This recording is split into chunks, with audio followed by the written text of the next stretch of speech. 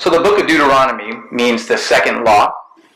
It's the fifth book of the first 5 books of the Bible, called the Pentateuch in Greek, or the Torah, if you're really cool.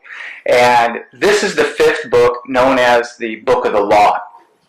And there's some really hard legal issues in the book, but the book is so much bigger than that. And I like to give my students quite a few tools to help them pull really how rich and how beautiful this book really is. It's the covenant that God made with Israel to guide them into their inheritance in the Promised Land. But first of all, I'd like to do a discussion of the dating and the authorship. Now, I've settled on Mosaic authorship, and some scholars might say that's simplistic. And they have good evidence. In fact, when you look it up in the Bible dictionary, they'll say the authorship is a guy called the Deuteronomist. So they're not committing to any particular person. And I've read those discussions of authorship and dating, and they're very strong arguments. In the end, I had to settle on a person, and there's a few reasons why I settled on Moses. First of all, the book itself claims it. Many times throughout the book, it says specifically Moses spoke. So if that's true, then it's mostly the words of Moses. There are some editorial insertions, and there's no way to deny that there were later editors, and there could have been later organizers of the structure of the book, a compiler of the book. But it's the word of Moses. Jesus thought so. Jesus quotes Deuteronomy directly and attributes Deuteronomy to Moses. And I think he's a pretty reliable interpreter. And so does the Apostle Paul. There's some other evidence we'll talk about later about the structure that's pretty good. But just those 3 facts, that it claims to be Moses' words, Jesus attributes it to Moses, and so does Paul. And so my conscience is clear, and I interpret the book of Deuteronomy as the words and the mindset of Moses. So, make an effort. Know Moses first. Follow Moses' story, the story of his life, the other incidents in his life that have shaped his character. Know Moses first before you get into Deuteronomy, and that's going to help you navigate the difficulties of the book. So let's go to the tools that I encourage my students to use. The main one is the literary context. I'm a lawyer. It's a mistake to go directly to the laws in Deuteronomy. If you do that, you will be lost. There's basically 3 super important tools before you get into a rookie study of the Deuteronomic laws. And let me be honest, even now, after 13 years of SBS, some of them flummox me. I really don't have a solid answer for. So if some of these laws in the book of Deuteronomy hurt, your brain's hurting, and you don't have an answer, well, you're not alone. That's okay. Trust God and keep studying. And ask somebody, because I've learned so many things from experts out there in the context in the ancient Near Eastern world. So here's the first tool. Deuteronomy is the Mosaic covenant to the second generation of Israel. In ancient dating, I'd say it's 1446 Exodus, 1406 Conquest, and if you read Deuteronomy chapter 1 through 5, you find out it's the last month of the 40 years in the wilderness. And at the end of this month, these speeches in the book of Deuteronomy, Moses dies in chapter 34, and Israel goes into the Promised Land under the leadership of Joshua. But it's a mistake to just study that second law by itself, the Mosaic Covenant. The Mosaic Covenant includes Leviticus. It includes parts of Numbers. It includes the law of the book of Exodus. And most importantly, it includes the book of Genesis. And this is really a key. If you're talking with somebody who has an issue with some of the laws in Deuteronomy, and man, there's definitely some difficult issues, it really helps to be able to explain the three covenants that preceded the Mosaic covenant. Of course, the Adamic, then the Noahic covenant, then the Abrahamic covenant, and then the Mosaic covenant. So if you're saying you want to study the Bible in context, you better go through the first three covenants in the book of Genesis that established the context for the Exodus and for the covenant as Israel entered into its inheritance. Man, if you study those covenants first, you just learn so much more, and your understanding of the thinking of Moses really will be clarified, and then you'll know why Jesus quotes Deuteronomy and Paul. It's a powerful insight to understand, particularly and firstly, the Adamic covenant. Basically, it's the garden. It's an implied covenant that God is the Father of all things. His plan is perfectly good. All of humanity is included in His image. And His image is the life giver. So that vindicates God's character. The Adamic covenant does. And that's the challenge in the book of Deuteronomy. Is God evil? This is some brutal stuff. Why would God require this stuff? Well, start with the Adamic covenant first. Then you realize this is not God's fault.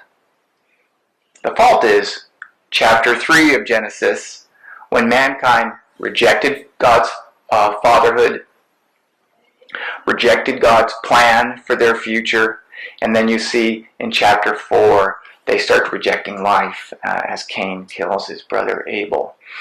So it's not God's fault, Deuteronomy, the harshness of Deuteronomy. So that's the first covenant. The second one is the Noahic covenant. And if you understand that, what you see is sin has a necessary consequence. It's a downward spiral of destruction. And it's something that's implied in the text, and it's my interpretation. It's something that's inherent in humanity. As we walk out of relationship with God, we're heading downward into destruction. It's very clear in the Noahic covenant that this is not God's fault. When you get to Genesis 6, you find out that humanity had lost even the image of God. Violence from childhood. Their only thought was murder. They had lost that life giver, life nurturer image of God. The other thing was there was a perversion of families. That's my interpretation of the Nephilim. I don't go to aliens or giant species. There's no Sasquatches in the Bible for me. I just think it's a perversion of God's plan for the integrity of the family. And those two things are so integral to God's plan for humanity that when He saw they were gone, God said, I repent of mankind, and He judged them. So that's the first half of the Noahic covenant. God is actually the judge of sin, and He does it because sin destroys us. The second half is God's the Savior. And that's the ark. God saved mankind in the Noahic covenant. And that's why the rainbow is a symbol of hope. The rainbow has two sides. It's judgment and hope. And this is the second covenant, the Noahic covenant. That really helps with Deuteronomy. Because in Deuteronomy, you realize there's judgment in the law. But once again, that's not God's fault. It's because of the consequences of the gravity of sin's destructiveness. And you learn that from the Noahic covenant. On the same side, in Deuteronomy, the law is like an ark itself. The law is a way to help those who desire righteousness to survive the flood of His judgment. Israel itself is that vessel, that ark, floating in the flood, surviving the flood of God's judgment against sin. The whole covenant of Deuteronomy is like the ark of the covenant. But you don't understand that unless you understand the Noahic covenant first. That brings us to the third covenant that really is the foundation, or the tripod. I'm looking at a tripod right now. There's a tripod of 3 covenants that are the foundation for the Mosaic covenant. The third is called the Abrahamic covenant. And in the Abrahamic covenant, the medium or vessel for God's act of salvation for the world turns out to be Abraham and Abraham's family. They have to have land in order to do so, to be the saviors of the world, so to speak, or the ark of God's gracious salvation. But you got to take a second look at the Abrahamic covenant. It's not just about land, and it's not just about Israel. You find out that it wasn't all of Abraham's sons. There was Ishmael and Isaac. So Isaac was the one who carried the promise of faith. Ishmael was also blessed. Ishmael had 12 sons, just like Israel did, and they were super blessed, possibly becoming the Arab nations. But Isaac was the son of the promise. So the Abrahamic covenant is more than just land. It's actually about faith. So Isaac also had 2 sons, Jacob and Esau. Esau was the eldest. And even in those 2, Jacob eventually had faith. So the Abrahamic covenant is before Deuteronomy, my friends.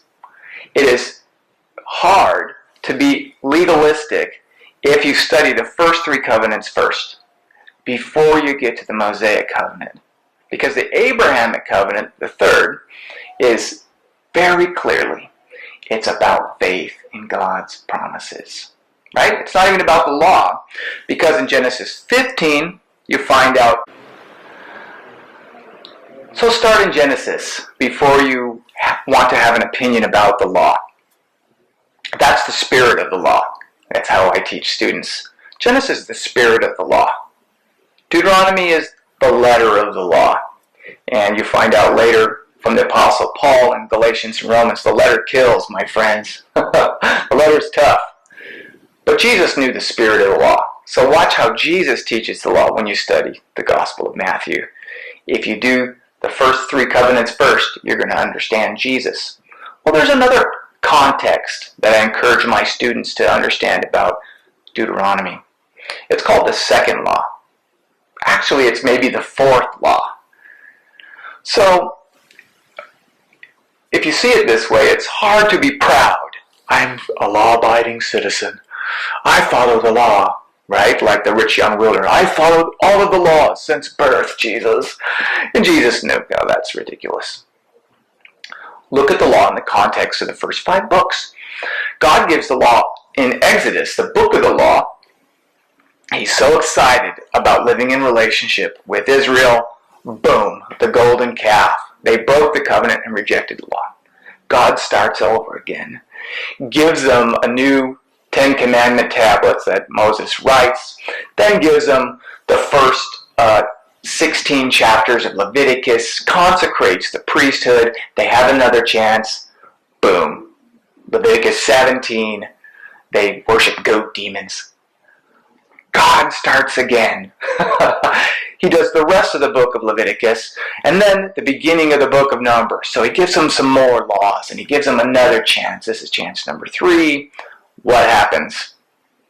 Starting in Numbers 11 and 13, they reject it. They get to Kadesh Barnea. They say, we don't trust you, God. You can't do it. We won't go in obedience. All right, 40 years in the wilderness. They come back to Kadesh Barnea in Numbers. What happens? Numbers 25. They marry the women of Moab, the Moabites. Women, the sin of Baal Peor, failure again. You know what? God gives them a reiteration of the law in Numbers, and then on Moab, Moses is giving them another chance. So maybe there's actually 4 laws. Once again, it's hard to say. I can't say it.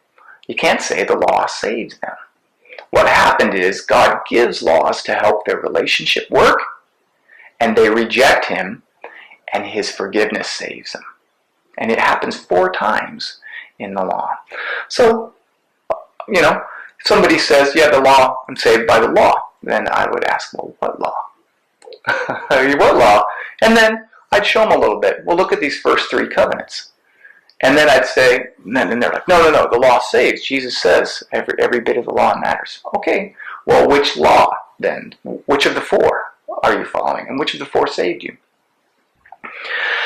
So that should put Deuteronomy in context. Just the first 5 books, see that as the law. It's not just the legal part, it's the narratives. And it's not just the narratives, it's the implications of God's faithfulness in his covenants. That's the big picture for Deuteronomy. So as the students are diving into their studies of the book of Deuteronomy, I encourage them to look for some themes. They're interpretive themes, but they're strong evidence that this isn't just a list of laws, that there was a heart behind the laws that Moses was communicating to Israel. It's not just, like I said, a list of laws. In fact, Deuteronomy is a narrative. It's speeches which Moses gave in the last 3 weeks of his life. He would come out and he would address Israel and he would give this particular speech, and then he would go back into his tent perhaps, then come out again and give another speech. And then the end of the book, there's a meeting with all of Israel. There's an agreement to accept the covenant. There's Moses dealing with Joshua and the priesthood. And it's really a beautiful narrative. And there's themes. And the themes make sense if you study Moses' life first. So the first thing that I have the students look for is God is the king. And that makes sense for Moses. Moses really is the lawgiver. He's the one who carried the 10 Commandments and smashed them, right, like a king. He's the one who grew up a pharaoh who was a god king in the mindset of the Egyptians. He knows God's judgment and his power as a king. Look for the theme in the book of Deuteronomy, and a helpful tool is the structure of Deuteronomy called the Hittite Suzerainty Treaty. It takes a little bit of study, but basically the structure of Deuteronomy may reflect a treaty structure that the Hittite nation used, or the Hittite Empire used back in the ancient Near East. Very briefly, there's 3 parts. The first part is the history. And so a king who won the battle, won the war, would say, here's the history of how I did this, how now I am your king. The middle part, beginning in chapter 12 of Deuteronomy, is the law. And the law is, this is how you live now in relationship with me, now that I've conquered you, now that I've become your king. Actually, there's general law from chapter 4 to chapter 11, and then specific law from chapter 12 to chapter 26. So it's the past, here's how I became your king, and how I deserve to be called king and obeyed as king. From chapter 4 to chapter 26, here's the present, here's how you live in obedience and obedient relationship to me as your king. And then the last part, 27, is what's called ratification, where the people agree, yes, you did defeat us and you are our king, and yes, because you defeated us, you are now our king. We agree to do what you say, and we agree to do it generation after generation after generation. Well, this is a Hittite suzerainty treaty that was discovered archaeologically, and it actually is what happened on the plains of Moab, if you believe in the historicity of the book, which I do. So I can't explain exactly how it works, other than it's a great theme. It's a great tool to discover the theme of the kingship of God with Israel. There's other stuff about God's kingship in the book of Deuteronomy, and it's about his word. So do a little study. Look every time he talks about his word. The word of the king is reality, is the law.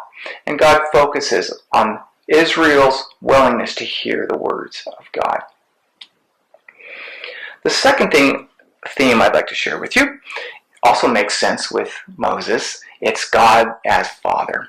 Now, you've already got this super clearly in Genesis. This is actually what I think is the primary metaphor or interpretive element that you need to find out in the mindset of the worldview of Israel's relationship with God. As God is the Father of all humanity, and not just humanity. God's the Father of all the physical cosmos, the heavens and the earth. He's not part of it. He's the Father of all things.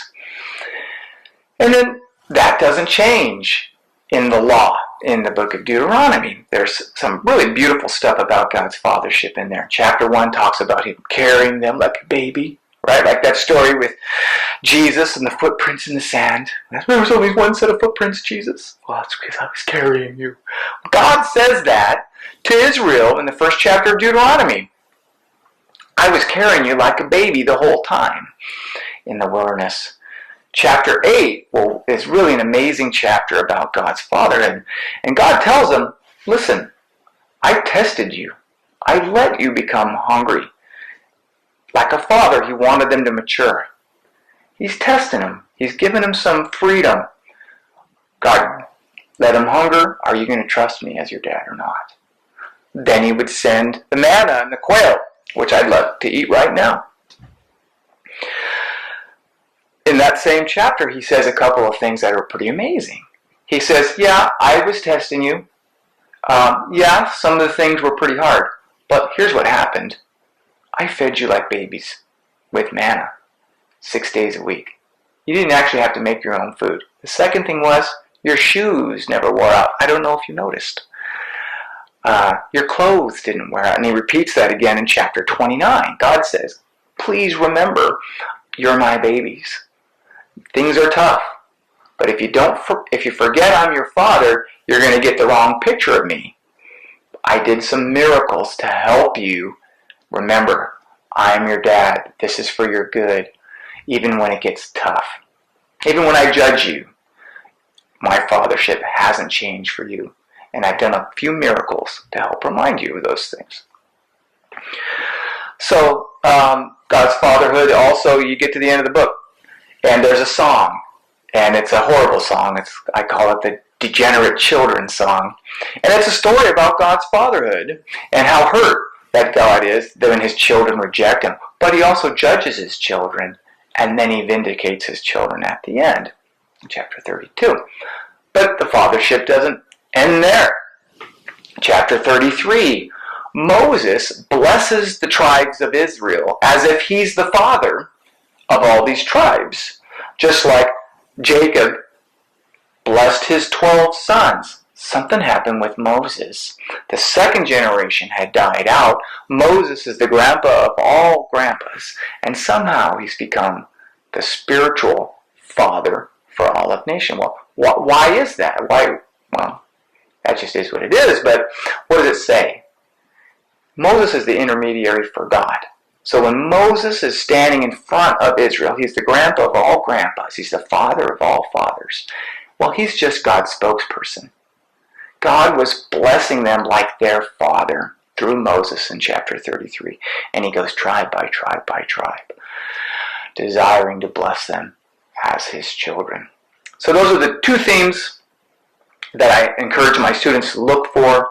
Just do a theme tracing, highlight it, write a little essay about it, and see if the law actually tells you something about God's kingship and God's fatherhood. If it does, don't forget that as you get into the real difficult passages of the law. I'm going to focus on one story that is another theme that I find in the book, and it's remembrance. 15 times throughout Deuteronomy. It's a commandment. You've got to remember this stuff. The whole first part of Deuteronomy is about remembering the history of the great things God had done and all of their failures. Remember your failures, just like you remember God's faithfulness. It's commanded throughout the book. You've got to remember this generation after generation. Teach your kids. There's one story, which is, if you spend some time on it, it's just so genius. In chapter 11, you read about God's saying, hey, when you enter the promised land with your warriors, the first thing I want you to do is storm right up through the valleys, over the mountains, onto the mountain highway. Go north, right into the belly button of Israel, a town called Shechem. And there's 2 mountains on either side, Mount Ebal and Mount Gerizim. Then you find out later, chapter 27, God gives more details of what he wants them to do through Moses. It's really funny. They're supposed to have some victories, see God at work in the conquest, but plow through, get to the middle of Israel, climb up on the mountains, and he gave them a job. Half of you are going to be on one mountain for the curses, and half of you are going to be on the other mountain for the curses. And I want you to write on stones, gigantic standing stones, the law. And it's got to be written in stone. And here's what I want you to do. I want the priest to yell out the curses over this valley between Ebal and Gerizim. Now there's a town called Shechem in the middle. And my good friend Colonel David Hansen, tells us he was there. When you're up on one of these mountains, it's an amphitheater. You can actually hear kids yelling in the middle of the city, and you're a mile away on the top of the mountain. So this is a strange command. And it takes a little bit of imagination. I'm going to ruin it for you right now by giving you my interpretation. Why in the world would Israel go and yell a list of 12 laws and say, if we don't obey these things, we welcome God's curse on us? Right? Why would they do that? And they were supposed to yell, the priests were supposed to yell these things out, each of these 12 laws, in chapter 27 of Deuteronomy. And then the whole people would say, Amen! And you can just imagine the echo through this valley. Now why? My idea, or my theory, is that there was this main thoroughfare. There's travelers. So this statement, it's a church service. It's a Facebook post. It's public. Everyone is supposed to hear this proclamation. Everyone in Shechem, all those travelers who are going throughout Israel, were supposed to hear this faith statement by the Israelites as they yelled that they agreed to be punished if they didn't follow these 12 laws. They're amazing laws. Make sure you read them. They're genius. There's a lot of laws about the order of family.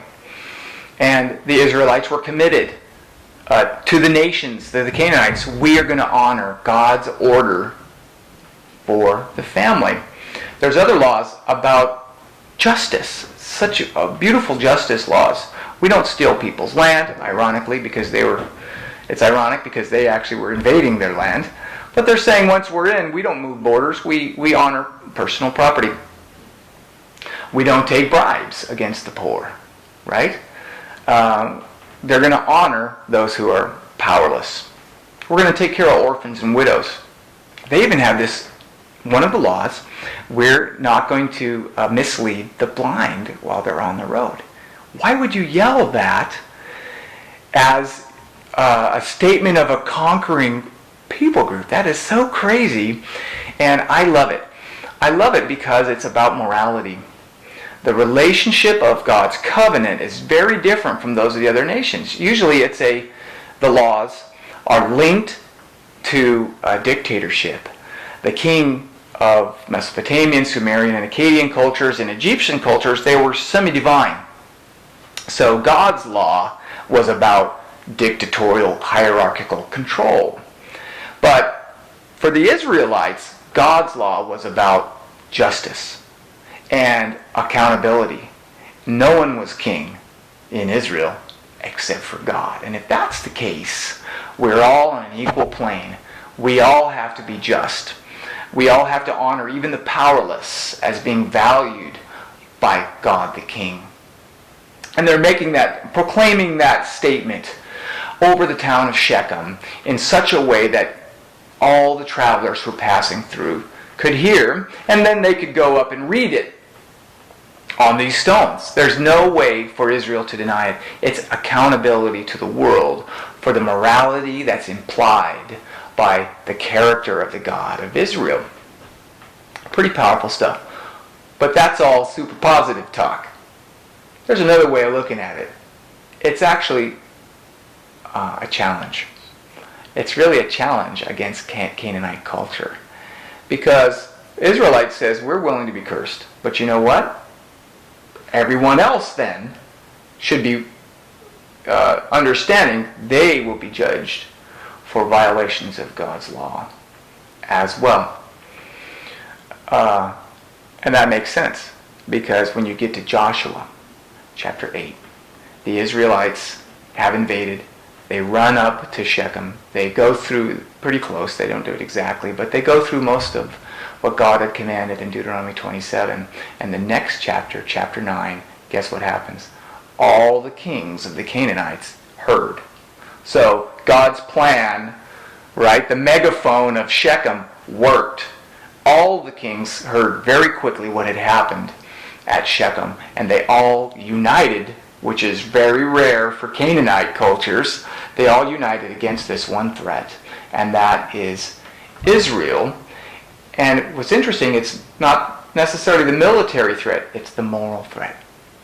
There was a moral line drawn in the sand there in Shechem that day. And the Canaanites knew, wow, we're on the wrong side of that line, and it's time for war. So now the lawyer inside me is getting excited. I can smell blood, like a good shark. I want to talk about the law. How do you pull these amazing principles out of the law? How do you develop a love for the law portion of Deuteronomy, like David had? You'll find out in Psalm 119, David loved the law. And then you read it and you're like, really? How do you love that stuff? Then you find out Jesus loved it. Jesus says every bit of the law is going to be fulfilled. He loved it. How does Jesus love that? Jesus is so kind. Well, you have to interpret it properly. So I've given you a few tools. Do it in context. But when you get into the details of the law themselves, there's some very specific legal tools that I encourage you to do. First is you have to know Canaanite and Egyptian culture, particularly Canaanite. Get a good Bible dictionary. Study deeply how Canaanite culture worked. Many of the laws make no sense unless you understand what had happened to Canaanite cultures and how they had warped the world that God had given to them. Because many of the laws are specifically in anticipation of resisting Canaanite discipleship of the Israelites. So that's the first rule. If you read a law in Deuteronomy, you hate it, well, stop, give it a minute. Look up the background, and suddenly you may see there are some actually beautiful principles in there. And God loved Israel enough to give them harsh rules in order to protect them. They were like kids in Israel who were susceptible to the worldview of people around them. They were a brand new nation like kids. Just like you protect kids with some harsh rules, right? Don't you? Kids don't get the car keys when they're 12. There's some harsh rules. Same thing with Israel. And you may not understand why. You may be angry at God for being so strict until you do a little study of the destructiveness of Canaanite polytheism. So that's the first rule. The second rule is interpret the law with the Ten Commandments in mind. And the Ten Commandments are called apodictic law. And in chapters 12 through 26, it's called casuistic or case law. So the way I like to think about it is Ten Commandments are the spirit of the law. And the spirit of the law is what guides the application in certain cases. So the case law is very specific to Israel's experience. I think God collected these, he highlighted these cases in 12 through 26 during the 38 years of the wandering. Very, very culturally contextual. And so the details of the specific case law, casuistic law in 12 to 26, I think, are applications of the interpretation of the apodictic law, which is the Ten Commandments. So do the Ten Commandments study first. Here's what I tell my students. Even the Ten Commandments have a precedent in the law. And the precedent for the Ten Commandments is the garden. So it's a strange exercise. It's weird, but as you go through a couple of the Ten Commandments, ask yourself, now why did God need to make this a law? Imagine, is this law necessary in the garden? And if not, why not? As you practice that through each of the Ten Commandments, you're going to start to get the bigger picture of the spirit of law. And the spirit of the law isn't the law, it's a person. It's a relationship. Right? So don't get stuck in the details of the cases. Try to be like Moses, who had the big picture. Get the big picture of the garden first. Interpret that into the Ten Commandments. And then you'll be ready to be like Moses, and hopefully like the rest of the priesthood, who had such a great grasp of God's nature and character and his plan for mankind that they could get dropped into these really painful cases of unfaithfulness and of theft and of bribery and of witchcraft and those things that they were experiencing. Then they would have the wisdom to say, this is the right call in this specific case. Here's my last trick for interpreting the law. The coolest lawyer on earth, the sweetest advocate with a sweet beard, and his name is Rabbi Jesus. He's the best lawyer. And when you read the Gospels, he's fixing all the other lawyers' mindsets about the law. He's handing it to the Pharisees and the Sadducees and the lawyers. He's straightening all of them out. And Jesus says, listen guys, all of the law and the prophets hang on these two laws. Love the Lord your God with all your heart, mind, and strength. And love your neighbor as yourself. So there's love for God and love for neighbor that necessarily follows the love for God. Because God obviously loves your neighbor. He's your neighbor's dad. This is Jesus' tool for interpreting the law. And this is then what I encourage my students to do. Even the most painful laws that they're studying in Deuteronomy, stop. Look at the context of the Canaanite culture. Go back to the Ten Commandments and go back to the garden. And then apply Jesus' interpretive rule. Is there something about this law that says something about human relationship with God first? And is there something about this law that God's saying about loving relationships between fellow humans? Look for those things, and many of these laws will open up with a richness of understanding of God's love and our love for each other. Jesus said they will. So don't take my word for it. Interpret the law the way Jesus did, and you're going to find that even some of the most obscure laws that maybe on their first reading you hate them actually turn out to be an amazing ministry to your heart. That's the trick. Trust Rabbi Jesus when you're studying the book of Deuteronomy, and you can't go wrong.